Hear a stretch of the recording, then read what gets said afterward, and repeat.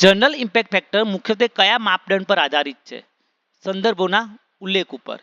Journal impact factor કઈ agency દ્વારા રજૂ કરવામાં આવ્યો હતો? Thomson Reuters. જર્નલ ઇમ્પેક્ટ ફેક્ટરની ગણતરી કેટલા વર્ષની સમયગાળા માટે થાય છે? 2 વર્ષ. જર્નલ સાઇટેશન રિપોર્ટ્સ કયા ડેટાબેઝ સાથે સંકળાયેલો છે? Web of science.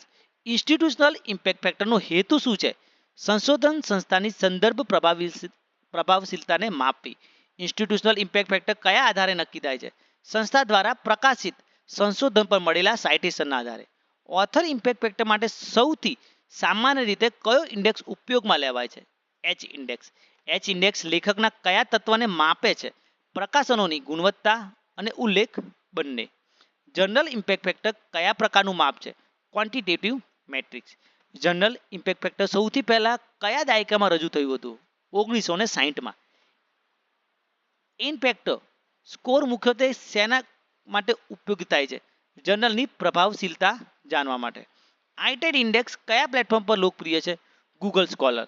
Institutional impact factor કયા માપ સાથે સંબંધિત છે? ઉપરના બધા, એટલે કે ડિપાર્ટમેન્ટલ રેન્કિંગ, યુનિવર્સિટી રેન્કિંગ અને faculty ranking. Journal impact factor કોણ પ્રકાશિત કરે છે? ક્લેરેટિવ એનાલિટિક્સ. એચ ઇન્ડેક્સ 15 હોવાનો અર્થ શું છે? 15 પેપર્સને ઓછામાં ઓછા 15 સાઇટેશન મળેલા છે. જર્નલ ઇમ્પેક્ટ ફેક્ટરને કયા કારણસર ટીકા કરવામાં આવે છે?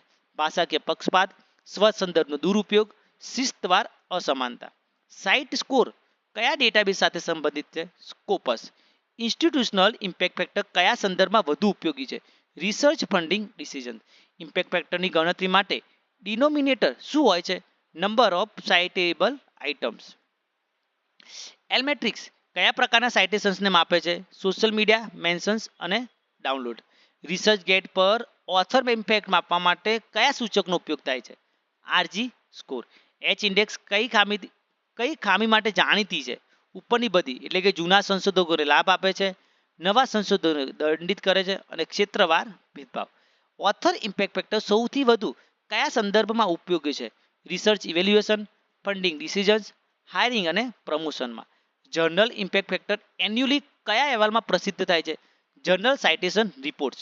ઇમ્પેક્ટ ફેક્ટર કયા ક્ષેત્રમાં વિશેષ મહત્વનું છે? રિસર્ચ ઇવેલ્યુએશનમાં.